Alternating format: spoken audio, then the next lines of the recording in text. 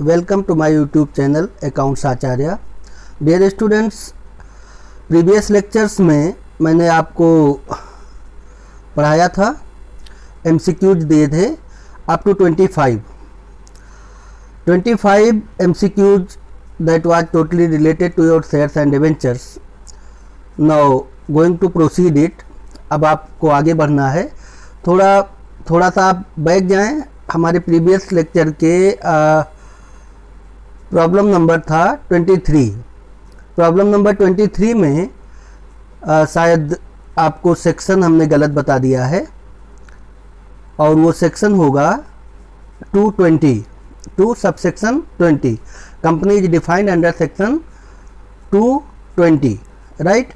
Next देखें, 25 तक आपका कवर हो चुका था. 26 से capital reserve does not include. Capital reserve में क्या इंक्लूड नहीं करते हैं, तो अब आप देखें कैपिटल रिजर्व में क्या इंक्लूड नहीं करते हैं. General reserve, provident fund, capital profit, all of the above. ठीक, कैपिटल रिजर्व आपको बताया गया था कि capital reserve is that reserve which is created out of the capital profit, जिसको हम कहाँ से बनाते हैं, कैपिटल प्रॉफिट से बनाते हैं, राइट. तो जनरल रिजर्व क्या है, जनरल प्रॉफिट से बना हुआ होगा. Provident fund also from profit and loss account होगा, यानी कैपिटल प्रॉफिट. तो आपका आंसर क्या होना चाहिए, कैपिटल प्रॉफिट. तो 26 का ऑप्शन होगा 6 सी, यानी C is the correct answer of MCQ number 26. Next देखें 27, capital revenue. Capital revenue, capital profit. Capital revenue का मतलब क्या हुआ, कैपिटल प्रॉफिट. कैपिटल प्रॉफिट में क्या इंक्लूड नहीं करते हैं, क्या इंक्लूड नहीं करते हैं. तो अब आपको ये देखना है क्या इंक्लूड करते हैं. तो जो इंक्लूड करते हैं उनको पहले ध्यान दें, फिर उसके बाद जो एक्सक्लूड करेंगे वो अपने आप ही आपका आंसर होगा. अब देखिए कैपिटल रेवेन्यू यानी कैपिटल रिजर्व, या आप इसे कैपिटल प्रॉफिट भी कह सकते हैं. तो capital profit does not include premium on share. अब आप बताएं, प्रीमियम ऑन शेयर कंपनी की प्रॉफिट है, कैपिटल प्रॉफिट है, तो दैट शुड बी इंक्लूडेड, यानी ये आंसर नहीं है आपका. Profit on sale of assets, ये भी कैपिटल प्रॉफिट है, दैट शुड बी इंक्लूडेड, ये भी आंसर आपका नहीं है. Profit on redemption of debenture, ये भी कैपिटल प्रॉफिट है, तो इसको भी इंक्लूड करेंगे, ये भी इंक्लूड करेंगे. और आपका आंसर क्या बता रहा है, नॉट इंक्लूडेड. आपको क्वेश्चन में बताया गया नॉट इंक्लूडेड. तो देखिए प्रॉफिट ऑन सेल्स, तो profit on sales is one of the revenue profit. This revenue profit will not be included in capital profit. तो आपका आंसर डी होगा. डी होगा, जो इंक्लूड नहीं करेंगे, बाकी सभी चीज़ें इंक्लूड करेंगे. तो अब आपको ऊपर देखना है जो इंक्लूड करेंगे. अब इसी क्वेश्चन को पलट करके भी दे सकता है कि capital revenue does include what items that is included in capital revenue. तो अब आपको ऊपर वाले ऑप्शन सही होंगे, राइट. ये यानी कि आपका ऑप्शन 27 का आंसर होगा डी, राइट. नेक्स्ट देखें 28, प्रेफरेंस डिविडेंड है प्रायोरिटी. ध्यान रखिए, प्रेफरेंस शेयर होल्डर्स है priority over equity share holders, ये हमेशा याद रखिए. अब priority over equity share holders, तो इसका ये मतलब नहीं हो गया कि प्रेफरेंस शेयर इक्विटी शेयर से आगे काम करेंगे, जी नहीं. प्रेफरेंस शेयर को अपने प्रॉफिट पर, यानी कंपनी के प्रॉफिट पर पहले डिविडेंड पाने का राइट होगा, राइट. डिविडेंड पाने का राइट होगा जब कंपनी की प्रॉफिट यानी divisible profit that is going to be distributed among share holders. तो शेयर होल्डर्स को दो पार्ट में डिवाइड कर देते हैं, एक प्रेफरेंस शेयर होल्डर और एक इक्विटी शेयर होल्डर. तो प्रेफरेंस शेयर होल्डर को पहले डिविडेंड दे दिया जाता है because they are provided fix percentage of dividend over their capital invested. तो जितना उन्होंने कैपिटल इन्वेस्ट किया है उसके ऊपर फिक्स परसेंटेज डिविडेंड उन्हें दे दिया जाएगा. तो सबसे पहले उनको डिविडेंड दिया जाएगा, उसके बाद जो बचेगा वो इक्विटी शेयर होल्डर्स को डिविजिबल प्रॉफिट का मिलना है. तो आपको बता रहा है प्रेफरेंस शेयर है प्रायोरिटी ऑन डिविडेंड का भी है, बिल्कुल प्रायोरिटी है. कैपिटल का, यस कैपिटल का भी प्रायोरिटी है। At the time of liquidation if there is any surplus that is going to be distributed among share holders, तो सबसे पहले प्रेफरेंस शेयर होल्डर्स को हम डिविडेंड देंगे, यानी कैपिटल वापस करेंगे, और उसके बाद बचे हुए अमाउंट को हम इक्विटी शेयर होल्डर्स को देंगे। तो आपका ऑप्शन होना चाहिए सी, आपका ऑप्शन होना चाहिए सी, यानी कि डिविडेंड के लिए भी प्रायोरिटी है और कैपिटल के लिए भी प्रायोरिटी है। आइए question number 29। Question number 29, which shares have fix percentage on dividend. तो बेटा हमेशा याद रखो कि इक्विटी शेयर से पहले कोई भी परसेंटेज नहीं होता, यानी equity share holders do not have any fix percentage of dividend, उनको कोई भी डिविडेंड नहीं दिया जाएगा, तब भी वो आपके ओनर रहेंगे। लेकिन जो प्रेफरेंस शेयर होल्डर्स होते हैं या डिवेंचर होल्डर्स होते हैं, they always carry a fix percentage of over their capital invested. तो व्हाट एवर कैपिटल इन्वेस्टेड या debenture loan provided by the debenture holders, they have fix percentage of interest over the debenture. Debenture जितना भी invest करेंगे उसके ऊपर fix percentage उन्हें interest दिया जाएगा, और जो प्रेफरेंस शेयर होल्डर्स होंगे उन्हें फिक्स परसेंटेज से डिविडेंड दिया जाएगा। अब देखते हैं ऑप्शन में दिया हुआ है which shares have fix percentage of dividend. तो किसका फिक्स परसेंटेज होता है? प्रेफरेंस शेयर्स का, यानी आपका ऑप्शन होगा बी। नेक्स्ट देखें 30 question number 30। Question number 30, redeemable preference shares can be redeemed in maximum. हमेशा याद रखो, पहले भी वीडियोज में मैंने आपको बता दिया, इसका एक्सप्लेन भी कर दिया कि आपको मैक्सिमम कितने दिन के लिए कैपिटल लेनी है प्रेफरेंस शेयर से, मैक्सिमम 20 ईयर्स, या डिवेंचर होल्डर्स हैं तो मैक्सिमम 20 ईयर्स, दोनों के लिए मैक्सिमम टाइम कितना प्रोवाइडेड है 20 ईयर्स, और मिनिमम की कोई लिमिट नहीं है। किसी भी समय आप अपने प्रायर नोटिस के बेसिस पर या इशू करते समय प्रॉपर कंडीशंस के बेसिस पर you can redeem such type of shares और डिवेंचर्स, राइट। नेक्स्ट देखें problem number 31, preliminary expenses include. Preliminary expenses क्या होता है? फर्स्ट ऑफ ऑल इसको समझ लीजिए क्या होता है। देखिए, जब कोई भी कंपनी स्टार्ट करनी होती है तो उसके पहले बहुत से लीगल एक्सपेंसेज के खर्चे हो जाते हैं, प्राइमरी कंपनी को फाउंडेशन करने के खर्चे हो जाते हैं। ये एक्सपेंसेज पूरा मिला करके एक ह्यूज अमाउंट प्रिपेयर हो जाता है। इस बड़े से अमाउंट को हम क्या करते हैं, धीरे धीरे प्रॉफिट एंड लॉस अकाउंट में राइट ऑफ करते हैं। As per section 35D of company income tax act, it has been allowed in 5 equal instalment. इसको 5 इक्वल इंस्टॉलमेंट में अलाउ किया गया है, यानी हर साल 1/5 PL के डेबिट में डाला जाएगा, बाकी बचा हुआ पैसा आपको फिक्टिशियस एसेट्स के रूप में बैलेंस शीट में रखना पड़ेगा। यहाँ पर प्रिलिमिनरी एक्सपेंसेस से पूछ रहा है क्या है कि क्या इंक्लूड करते हैं। तो देखें, ब्रोकरेज है, बिल्कुल इंक्लूड होगा, कमीशन है, ड्यूटी पेड बिफोर इनकॉर्पोरेशन, ध्यान रखें जब तक बिजनेस स्टार्ट नहीं होती, इनकॉर्पोरेशन जब तक नहीं होता तभी तक के एक्सपेंसेज को हम प्रिलिमिनरी एक्सपेंसेज में इंक्लूड करते हैं। कॉस्ट ऑफ स्टाम्प बिल्कुल इंक्लूड होगा, अंडरराइटिंग कमीशन ये भी इंक्लूड होगा। तो आपका ऑप्शन क्या होगा? ऑल ऑफ द एबव, यानी 31 का आंसर होगा all of the above, D is a correct answer of question number 31। और नेक्स्ट क्वेश्चन आ गया आपका 32, sweat equity shares. Sweat equity shares को पूछ रहा है किस सेक्शन में डिफाइन किया गया, बच्चों याद कर लो अभी से ही। स्वेट इक्विटी शेयर्स को किस सेक्शन में किया गया है, डिफाइन किया गया है सेक्शन 54, हमेशा याद रखें सेक्शन 54 में आपको स्वेट इक्विटी शेयर्स रखना है। नेक्स्ट देखें right shares. Right shares have been defined under section, किस सेक्शन में इंक्लूड किया गया है राइट शेयर्स को, याद है आपको? नहीं याद है? बिल्कुल, ये सेक्शन है आपका 62। तो 33 क्वेश्चन का आपको राइट शेयर्स का सेक्शन 32 होगा, ओ 62 होगा, ऑप्शन आपका बी होगा। और मिनिमम सब्सक्रिप्शन शुड बी, बहुत इसेंशियल पॉइंट आ गया आपके लिए कि मिनिमम सब्सक्रिप्शन कितना होना चाहिए, कम से कम कितना होना चाहिए मिनिमम सब्सक्रिप्शन।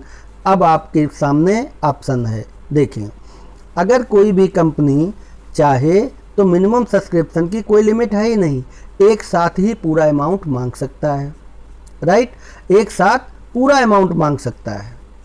तो उसे पूरा अमाउंट एप्लीकेशन पर रिसीव होगा। आप एंट्री बनाएंगे bank account debit to share application account debit to share capital, one time में टोटल अमाउंट रिसीव हो गया, राइट।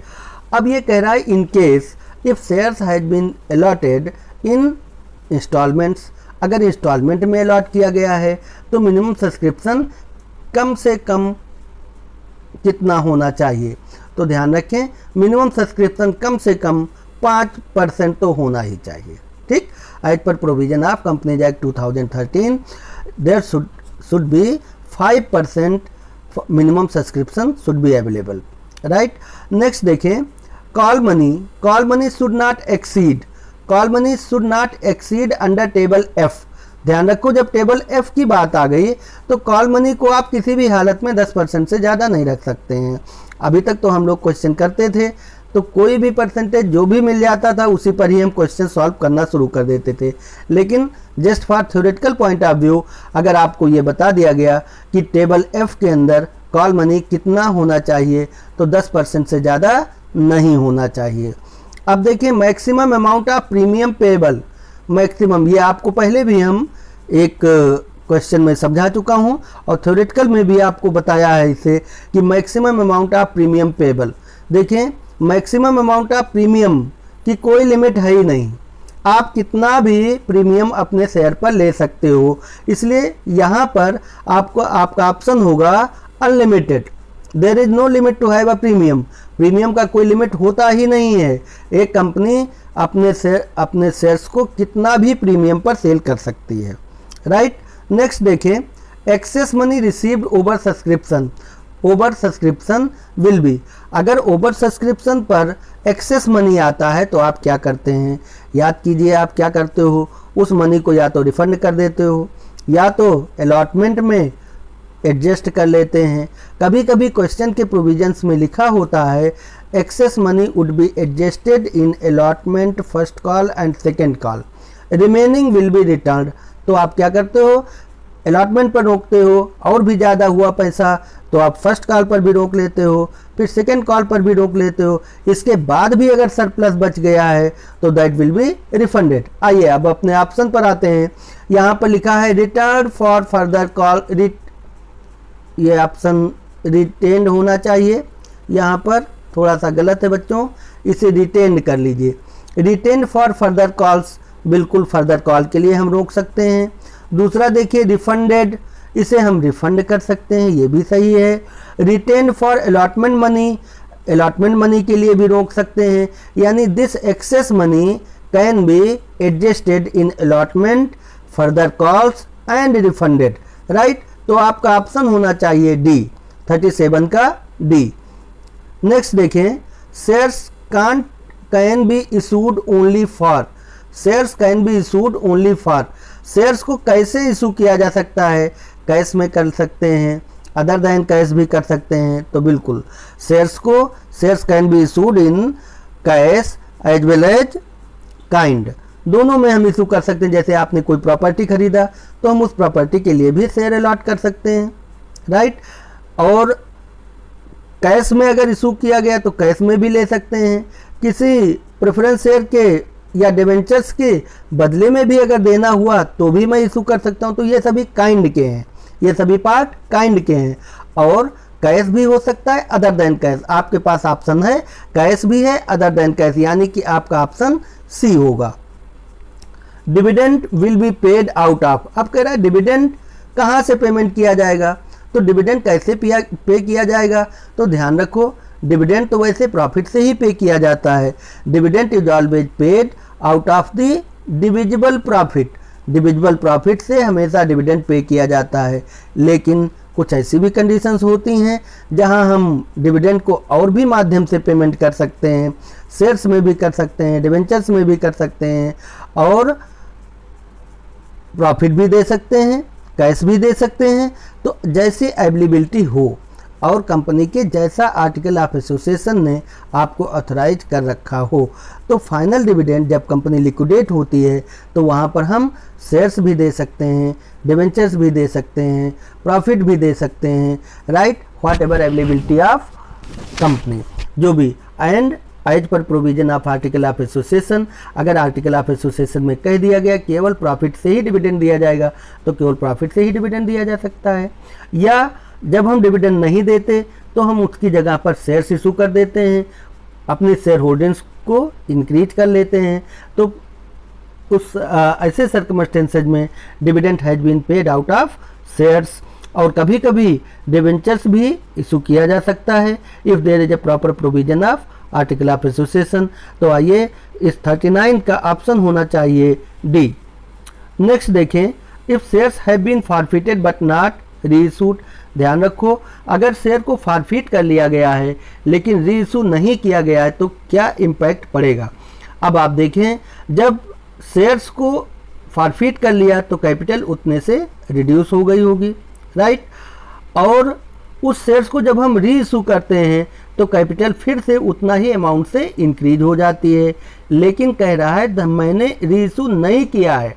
तो अगर आपने री इशू नहीं किया है तो उसका इम्पैक्ट क्या पड़ेगा। आइए ऑप्शन पर आते हैं। Application account is very important question, कई बार कॉम्पिटिटिव एग्जामिनेशंस में आ चुका है कि शेयर एप्लीकेशन क्या है। बच्चों ध्यान रखो, जब हम शेयर इशू करते हैं तो लिखते हैं bank account debit to share application, फिर जब ट्रांसफर करते हैं तो लिखते हैं share application debit to share capital, right. अब आप देखिए शेयर एप्लीकेशन कट गया, इसके बाद एंट्री बन गई bank account debit to share capital. लेकिन ध्यान रखें वो अकाउंट कौन सा है, ये कौन सा पर्सनल अकाउंट है, रियल अकाउंट है, नॉमिनल अकाउंट है, कौन सा अकाउंट ये बनेगा, ये पर्सनल अकाउंट बनेगा। याद रखिए ये कई बार क्वेश्चंस पूछा जा चुका है, कंपटीशंस में आया हुआ है, राइट। अब देखें next question number 42, the maximum share application money is. Maximum share application money is, तो अभी आपको पीछे बता करके आया हूं, अभी पीछे मैंने क्वेश्चन में डिस्कशन किया था कि 5% से ज़्यादा नहीं हो सकता। तो आपको ऑप्शन बी यानी शेयर एप्लीकेशन या मिनिमम सब्सक्रिप्शन कितना होना चाहिए, 5%। नेक्स्ट देखें, maximum share application can be, maximum share application can be, share application maximum कितना हो सकता है, 20%। Maximum, sorry 1 minute, maximum share application कितना हो सकता है। आपको हमने ऑप्शन दिया था कि अगर कंपनी चाहे तो वन टाइम में भी टोटल पेमेंट ले सकती है।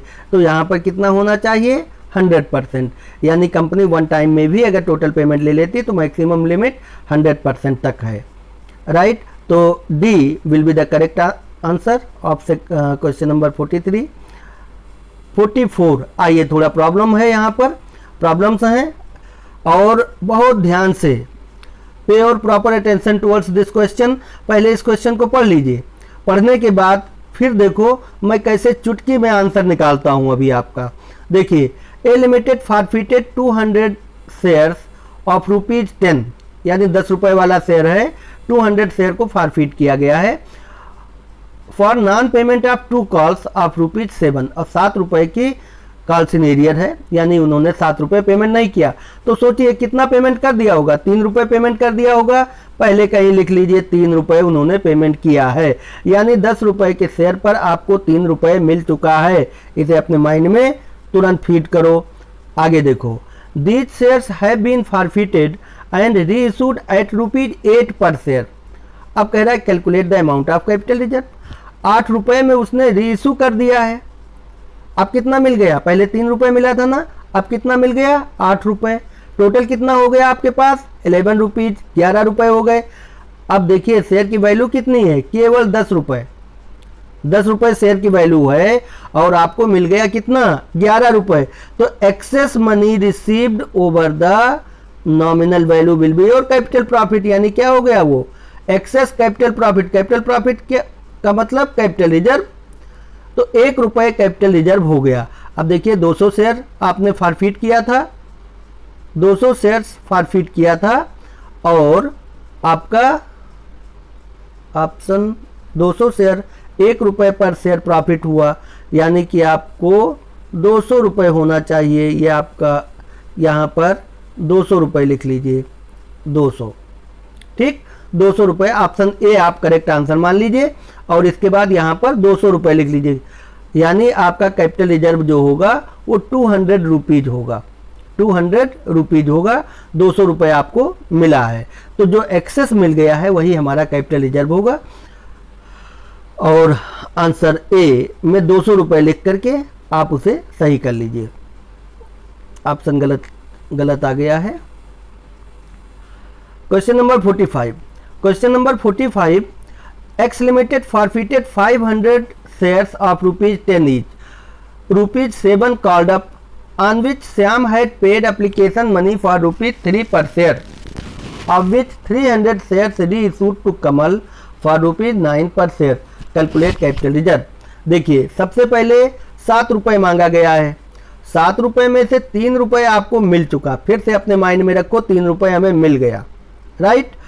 और उसके बाद जब री इशू किया गया तो 9 रुपये में री इशू किया गया, तो 9 3 12, यानी आपके पास कितने रुपए आ गए, 12 रुपये।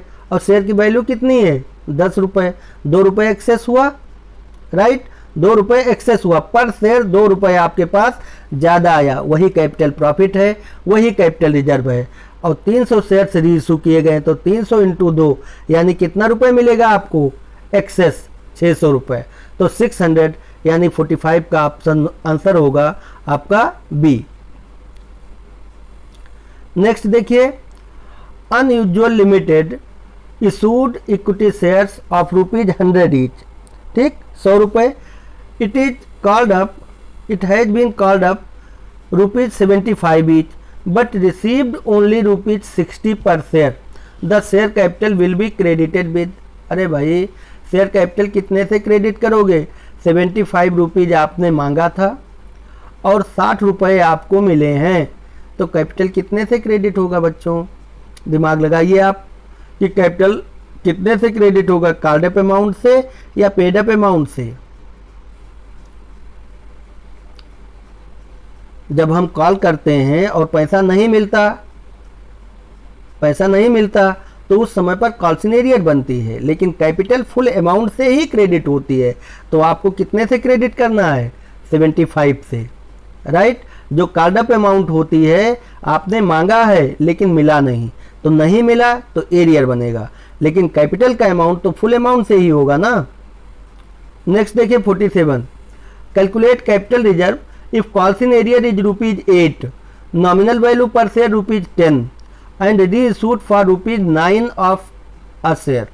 अब देखिए कॉल्सिन एरियर 8 रुपये है, 10 रुपये का शेयर था तो 2 रुपये तो मिल गया होगा ना, 10 रुपये में से 8 रुपये एरियर है तो 2 रुपये आपको मिल गया होगा। और 9 रुपये में फिर से री इशू कर दिया तो 9 2 11 रुपये मिल गया आपके पास, यानी टोटल रिसीविंग हो गई आपके पास 11। और शेयर की फेस वैल्यू क्या है, 10 रुपये, तो 1 रुपये आपके पास एक्स्ट्रा आया, जो एक्स्ट्रा आया that is your capital profit, वही आपका आंसर होगा, यानी 47 का आंसर होगा बी। नेक्स्ट देखें, mister Vivek hold 500 shares of ₹10 each, he fails to pay final call of ₹2 per share. 2 रुपये पर शेयर फाइनल कॉल नहीं दिया, तो ध्यान रखो 10 रुपये का शेयर था, 2 रुपये नहीं दिया तो 8 रुपये तो दे दिया होगा ना। और his shares were forfeited and री इशूड 200 शेयर्स ऑफ ₹7 each। तो अब देखिए 7 रुपये यहाँ मिले, 200 शेयर्स, हाँ 7 रुपये यहाँ मिले, और पहले आपको 8 रुपये मिले थे, तो 8 और 7 कितना हो गया, 15 रुपये मिल गए।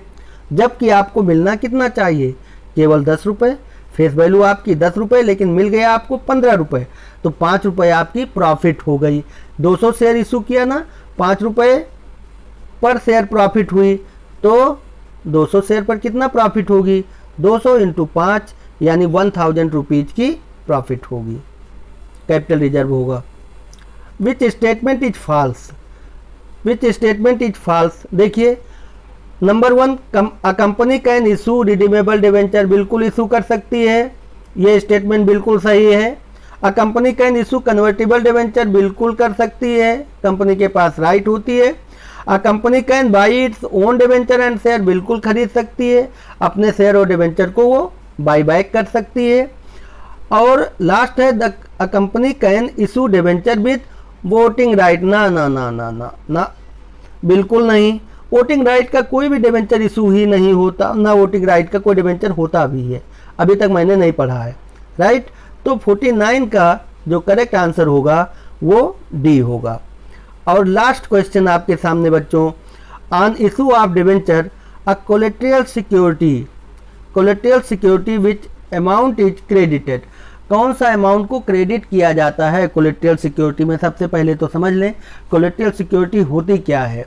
देखें, जब कंपनी अपने डिवेंचर्स को एज अ सिक्योरिटी रख देती है और कुछ ना कुछ लोन ले लेती है, तो देखें जब हम डिवेंचर की एंट्री नहीं करते हैं तो एंट्री बनाएंगे bank account debit to bank loan, यानी बैंक से लोन ले लिया, और नरेशन में लिख लेंगे कि बीइंग 100 डिवेंचर्स या 200 डिवेंचर्स जो भी आपके क्वेश्चन में हो, put as a collateral security to the bank, और बैंक से जितना भी लोन लिया उतने लोन को आप बैंक अकाउंट में डेबिट कर देंगे, bank account debit to bank loan, तो वहाँ पर बैंक लोन को क्रेडिट करना है। और दूसरा नंबर है जब हम डिवेंचर सस्पेंस में ट्रांसफ़र करते हैं तो अपने डिवेंचर्स को डेबिट कर देते हैं और डिवेंचर सस्पेंस को debenture bank account debit to bank loan, फिर debenture account debit to debenture suspense account debit to debenture account, यानी वहाँ पर सस्पेंस को डेबिट करते हैं और डिवेंचर अकाउंट को क्रेडिट करते हैं। अब आप देखें नॉर्मल वे में जब कभी भी आप क्वेश्चन करेंगे उस समय पर सिर्फ सिंगल एंट्री पास करेंगे और सिंगल एंट्री कंसेप्ट ही अपने दिमाग में भी रखेंगे।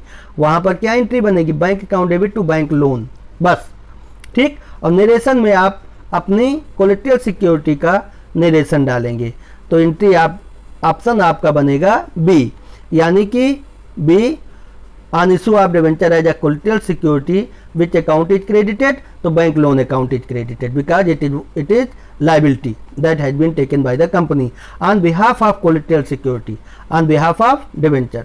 Dear students, अब आप लोगों का चैप्टर शेयर्स लगभग इस वीडियो से कंप्लीट हो रहा है। आप लोगों को हमारे MCQs पसंद आए होंगे, इतना पूरा विश्वास है। आप इन सभी MCQs को अच्छी तरह से प्रिपेयर कर लें, that is very essential for your examinations. और the students who are going to prepare any competitive examinations, these MCQs are having a very great importance for them. और हमारे इस वीडियो को लाइक कीजिए, शेयर कीजिए और बेल आइकॉन पर click कीजिए, जिससे अभी नेक्स्ट आने वाले समय में हम आपको वीडियोज देते रहेंगे, आप तक नोटिफिकेशन पहुंचती जाएगी। एग्ज़ाम भले ही हम लोग देते हैं just for getting a certificate, लेकिन इतना याद रखिए कि जो नॉलेज हम प्रोवाइड कर रहे हैं या नॉलेज जो हम ले रहे हैं दैट इज़ फॉर एवर, वो हमेशा के लिए होता है। इसलिए कोशिश कीजिए कि आप खुद अपने आप को अच्छी तरह प्रिपेयर होने के लिए बार बार इन वीडियोज़ को देखो। अभी एक बच्चे का फ़ोन आया था मेरे पास, उसने कहा सर मैं कितनी बार वीडियो को देख सकता हूँ। हमने कहा बेटा अनलिमिटेड, जितनी बार मर्जी हो उतनी बार देखो, हम कोई पैसे नहीं चार्ज करने जा रहे हैं आपसे, राइट। तो आप हमारे वीडियो को लाइक कीजिए, सब्सक्राइब कीजिए और चैनल को और बेल आइकॉन को क्लिक कीजिए, जिससे आपके पास हमारी नोटिफिकेशन पहुँचते जाएँ। Thank you.